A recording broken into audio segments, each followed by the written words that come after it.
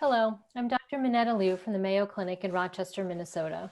Welcome to this educational activity on the potential of emerging blood-based multi-cancer screening tests. In a few moments, I'll introduce two of my colleagues, Dr. Eric Klein and Dr. Sam James, who will be your guides through several case scenarios designed to illustrate how novel cancer screening strategies can inform the practice of oncology. Before we start our case discussion, let's discuss some of the unmet needs in the early detection of cancer and the evidence behind several blood-based screening technologies. Many cancers are often detected at later stages. Many malignancies, including breast, colorectal, and lung cancers, are detected simultaneously with metastatic disease. Looking at the figure on your right, early diagnosis can dramatically improve cancer survival. If we focus on 5-year cancer-specific survival when diagnosed early, 89% for all cancers, 21% though when diagnosed late. If we focus specifically on lung cancer, localized malignancies have a 5-year cancer-specific survival of 56%, in contrast to 5% for those with distant metastases. A snapshot of current cancer screening tests is illustrated on this slide. The remarkable thing is it fits only on one slide. The malignancies covered with current screening paradigms include breast, cervical, prostate, lung, and colorectal cancer. Although these paradigms exist and there are guidelines for when and whom to screen, they aren't always followed due to inconvenience and cost. There is huge potential for having a multi-cancer blood-based cell-free DNA test. Imagine collecting a blood sample at the point of care that is designed to detect many lethal cancers, including those malignancies without screening paradigms, from just that one blood test. Imagine if that test can also not just detect a cancer signal, but can also identify the tissue origin to appropriately direct a diagnostic workup. This has the potential for population-scale clinical validation. High specificity would limit false positives and unnecessary workups, and this could be intended to be used alongside, not to replace, but alongside guideline-recommended screening. There are several cell-free DNA multi-cancer screening tools that are available. There are a few that have already progressed into clinical trials. These are 3, just for illustration. The Gallery test, the analyte detected is circulating tumor DNA, and the key clinical trials include the Circulating Cell-Free Genome Atlas, or Ccga study, and the Pathfinder study. There's also the Thrive CancerSeq assay, which is a combination of ctDNA and protein biomarkers. A prospective study called the DETECT-A study has been conducted. The PanSEER study focused on ctDNA as its primary analyte. The study that has illustrated its potential significance is the Taiju Longitudinal study. Keep in mind that the technology is evolving very quickly. Other assays may be coming to the fore in the not too distant future. The Thrive CancerSeq assay is, again, a combination. It's a logistic regression algorithm that accounts for mutation data as well as protein biomarker concentrations. These are the 16 genes, so it's looking specifically at genes that have known associations with malignancy. It also includes 8 hand-selected protein biomarkers, again, because of associations with known malignancies. Initial development work demonstrates an average performance of 62% at 99% specificity if you looked at all of the samples and all of the malignancies included. You can see the area under the curve up here in the upper left-hand corner. If you divide the malignancies simply by stage 1, stage 2, stage 3, the proportion detected by CancerSeq, not surprisingly, increases with increasing tumor burden or higher stage. And as is increasingly recognized, and as you see here in the lower left-hand corner of the slide, the different malignancies will have different proportions detected by CancerSeq, with ovary at one extreme and breast at the other. On your right, there is the potential with this assay to identify the location or the signal origin, whether you call just the top prediction as represented in light blue or looking at the top 2 predictions in dark blue. There's fair accuracy for colorectal cancer, ovarian cancer. It starts to go down as you move across this graph. The DETECT-A study is a prospective study to help validate the clinical features of this assay. It involved 4 steps: a baseline blood test. If that test was positive for either any DNA or protein marker, that was considered positive. If a test, the initial blood test, scored positive, patients were asked to return for a confirmation test, and that was to exclude the possibility of clonal hematopoiesis of indeterminate potential, and also reassess for that identical analyte. If there was no chip and if the identical analyte was confirmed, that was considered a positive test, and then patients were reflexed to getting some form of imaging, generally a diagnostic PET-CT scan, to provide orthogonal evidence of cancer and to help localize that malignancy if present. And those participants whose PET-CT scan showed features concerning of cancer were subsequently referred to specialists for further validation. And all participants were asked to complete detailed surveys at 12 months, including enrollment. At each of these 4 steps, safety features were determined because there is a huge need to ensure that we aren't doing our patients harm by embarking on multi-cancer early detection. In total, 10,000 women at the time of screening mammography were recruited to this study. The results are presented here. In total, 96 cancers were identified. The blue represents the proportion of cancers first detected by blood testing, green, those malignancies detected by standard of care screening, and gray, the cancers that were detected by other means, typically by symptoms. A safety feature and a huge concern is the potential for any invasive procedures that occur as a result of a positive test that doesn't then yield an ultimate diagnosis of cancer. Invasive procedures were performed in 22 participants with positive blood test and a PET-CT, but no ultimate diagnosis of malignancy, at least at the time during participation in this study. In the purple are the minimally invasive procedures. In the red are invasive surgical procedures.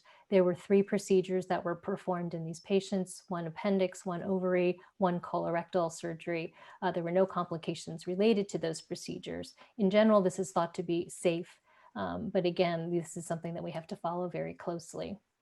Looking at test performance, again, all along the way, there are 4 different checkpoints during the course of this study. If you focus on positive predictive value, blood test without any confirmation, meaning just the first blood test, 5.9%.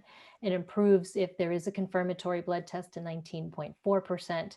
If you include the blood test, the confirmation, and diagnostic PET-CT, it's 28.3%. If you include any form of imaging with the blood test, positive predictive value is 40.6%. Sensitivity is listed at the bottom of this table. Importantly, as part of DETECT-A, this wasn't necessarily real-time return of results because of all of the checkpoints involved. So as illustrated here on the right, between the first blood draw and the second blood draw, so the first test and then the confirmatory blood test, there could have been anywhere from 3 to 5, 6 months of a delay between the blood sample, the blood assay, and then the result being returned. And then again, another little bit of an interval of time or delay between the second blood draw and the PET-CT scan.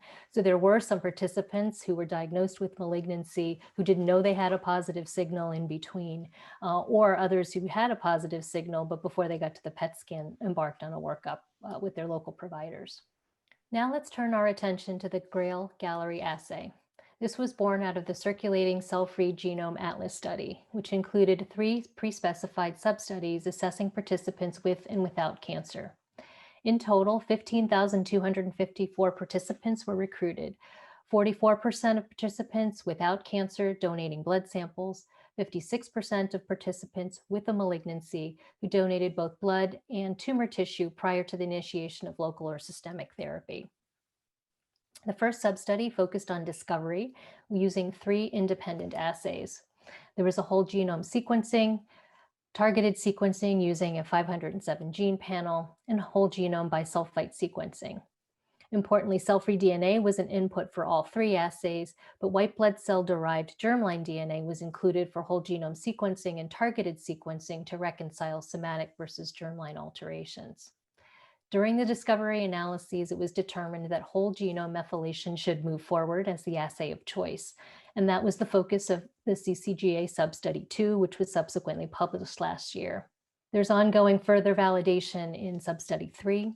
To summarize, the Ccga discovery phase was completed in 2018, and targeted methylation was selected for further assay development, including training and internal cross-validation, and that was the focus of sub-study 2.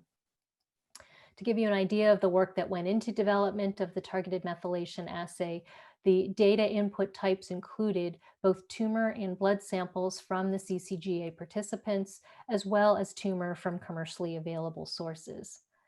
Fragment level analysis then led to the identification of a methylation signature, and then target selection was achieved to develop a targeted panel to allow for the detection of malignancy, as well as the determination of tissue of origin.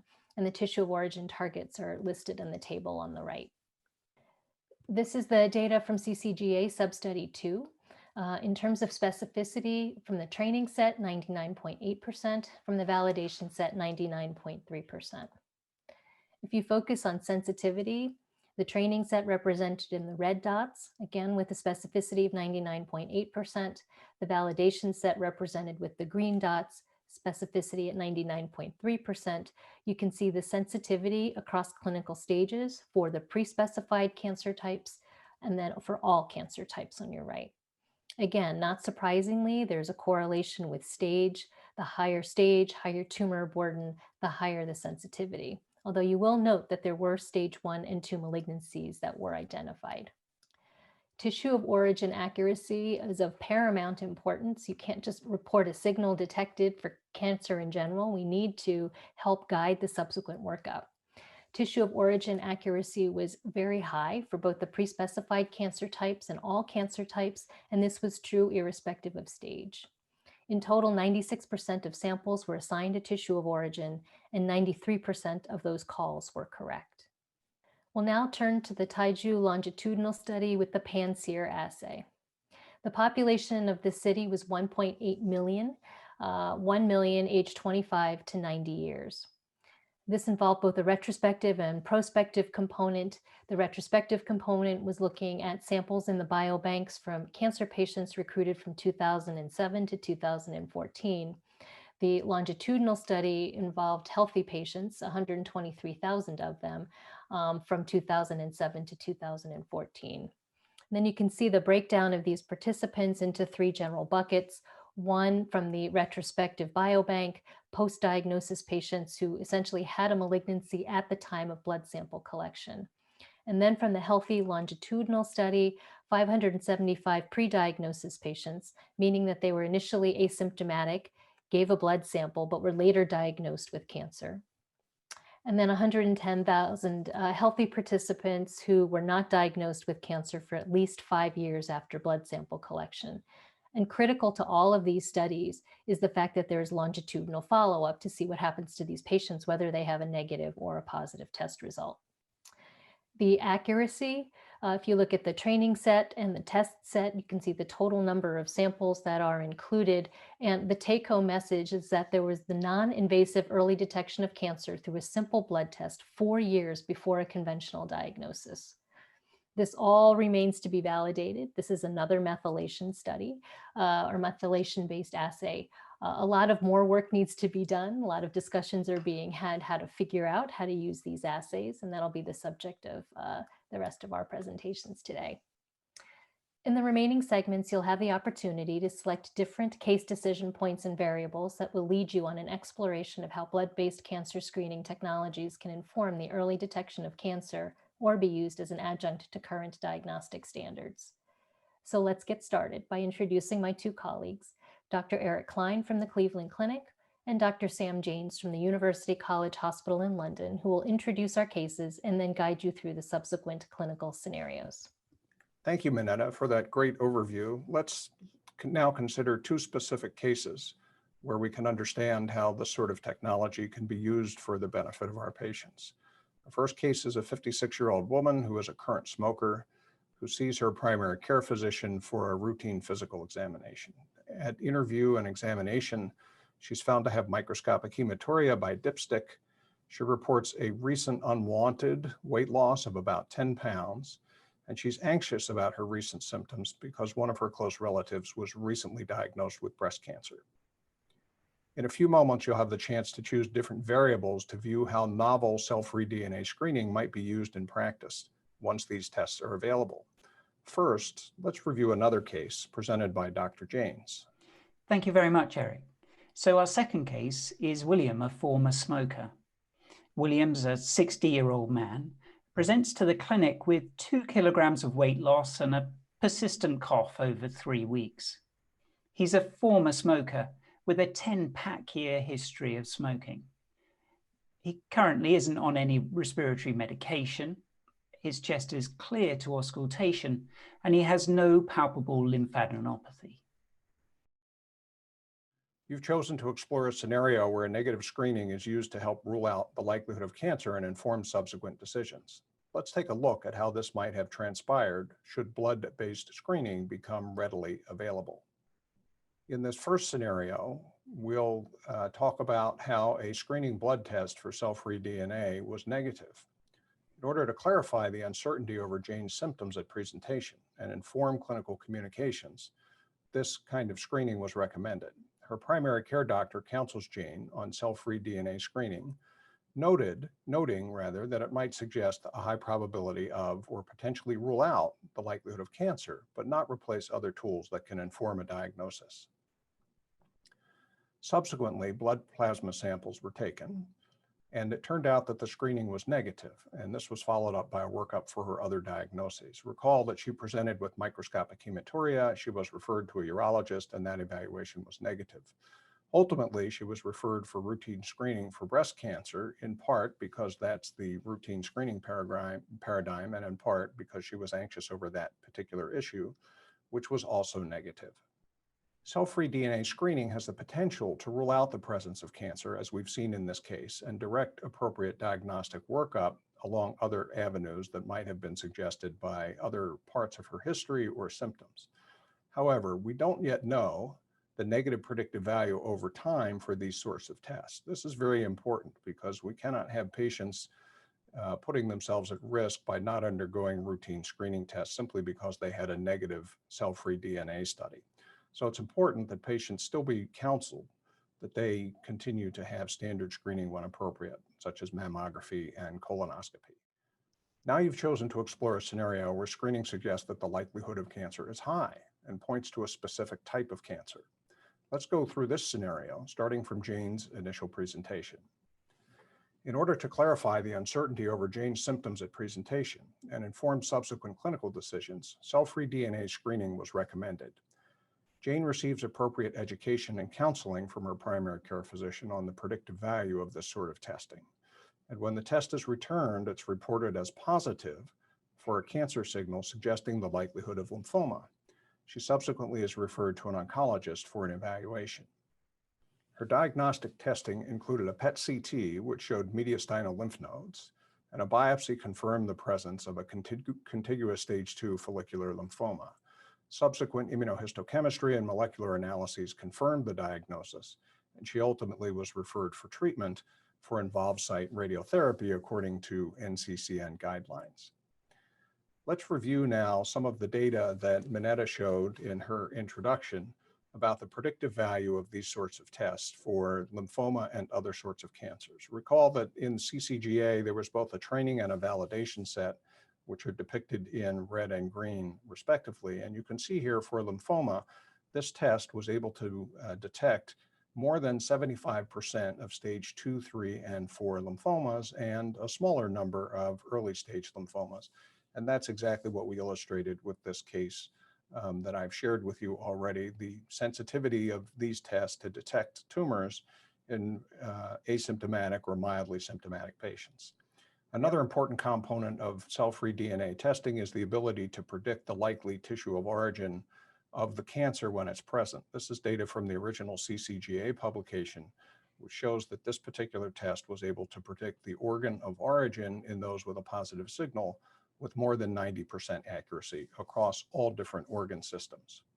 Although not currently FDA approved, this case illustrates the potential value of cell-free DNA in detecting an early stage cancer in an efficient manner and leading to earlier treatment and less burdensome therapy. So let's look more at our second case. So you've chosen to explore a scenario very common in the present day, where the decision to proceed with additional diagnostic assessment can often be delayed. Let's take a closer look at William's case in order to illustrate some of the barriers to timely cancer diagnosis. So William is our 60-year-old former smoker with a 10-pack-year history of smoking. He's presented to the clinic with 2 kilograms of weight loss and a persistent cough. He's had an earlier normal chest X-ray around about a year ago, and he's not referred for additional evaluation at this time. He's prescribed a course of antibiotics and advised to return to the clinic if symptoms do not improve. After several months, William does return to clinic. His symptoms are slightly worse. He's now got new symptoms, including a worse cough, some chest pain, slight shortness of breath, and fatigue. He's therefore referred on to a pulmonologist. A CT scan is performed, and this captures a lung mass with multiple mediastinal nodes, as demonstrated in the CT scan. He's therefore referred on for a diagnostic procedure, which will include a bronchoscopy and endobronchial ultrasound, which will biopsy his mediastinal glands. He's then referred to an oncologist and has the standard workup, including additional imaging, probably including the PET scan, which is shown here, a pathology review, and blood tests. Biopsy sadly confirms the adenocarcinoma stage 3B non-small cell lung cancer. So let's discuss current challenges of early diagnosis of lung cancer. We have CT screening. However, 50% of lung cancers will not fall within those at highest risk that actually qualify for CT screening. William is an example of this. He only had a 10-pack-year history of smoking. There's also very variable adherence, with perhaps around 5% of eligible patients in the US currently undergoing CT screening for lung cancer. And of course, there's continued background worries, both in patients and from doctors, about the ongoing radiation dose of long-term CT screening. So now you've chosen to explore a future scenario where blood-based screening is available. In William's case, this may have the potential of reducing or eliminating the delay between his presentation to clinic and the subsequent referral for additional evaluation. Let's explore this in more detail. So William is our 60-year-old former smoker with a 10-pack-year habit, presenting to the clinic with weight loss and persistent cough. Despite a normal chest X-ray roughly 1 year ago, he is sent off to have blood plasma taken. A cfDNA screening demonstrates a high probability of lung cancer. He's referred to the pulmonologist, who performs a CT scan capturing the mass and multiple mediastinal lymph nodes. The patient undergoes a bronchoscopy and endobronchial ultrasound to biopsy the mediastinal lymph nodes. He's then referred to an oncologist for the standard workup, including additional imaging, likely a PET scan, pathology review, and CBC. Biopsy confirms an adenocarcinoma stage 3B non-small cell lung cancer. So let's look again at the Ccga results for lung cancer in particular. And we can see here the test works really pretty well in stages 2 to 4. Although in stage 1, if you compare to perhaps pancreas as seen on this slide, it perhaps works slightly less well. Finally, let's look at the Pathfinder study design. So the Pathfinder study is another study testing the Gallery test, but this time it's the first study that will report back results to physicians and patients. 6,200 participants will take part in this study and have their multi-cancer early diagnostic blood test and a questionnaire. The results are reported back, and what is measured is the number of tests and time that then takes to make the diagnosis and stage the lung cancer over the following 12 months. I think this study will give us a lot of information about how physicians can use this test both in community and in early diagnostic processes within hospitals. So what are the take-home points on lung cancer diagnosis and the use of new tools for cancer detection? Well, many lung cancers are diagnosed sadly after several visits to primary care physicians. Many physicians are cautious about repeated radiological investigations of chest symptoms. And of course, lung cancer symptoms largely overlap with the much more common benign respiratory disease symptoms such as COPD. But it appears novel blood test techniques such as the Gallery test potentially represent useful tools for detecting cancer in populations with non-specific symptoms, perhaps speeding the diagnosis of patients as demonstrated with William. Although current screening recommendations exist for certain cancers, such as breast and lung cancer, many are still diagnosed at later stages. Blood-based multi-cancer screening technologies, such as cfDNA screening, have the potential to provide a minimally invasive way to detect multiple cancers, including those that have no existing screening protocols in place. Such tools are designed to identify tissue of origin to appropriately direct diagnostic workup and are meant to be used alongside, not replace, current screening models. Although blood-based screening tests have the potential to rule out the presence of cancer, it should be noted that their negative predictive value over time has not been determined. Another potential benefit of such tests is the possibility that they could lead to more rapid cancer diagnoses. Emerging blood-based screening tests for cancer include Gallery, which tests for ctDNA, CancerSeek, which tests for ctDNA and protein biomarkers, and PanSeer, which tests for ctDNA. Medical Learning Institute Incorporated is accredited by the Accreditation Council for Continuing Medical Education, ACCME, to provide continuing medical education for physicians. This activity is developed with our educational partner, PVI, Peer Review Institute for Medical Education.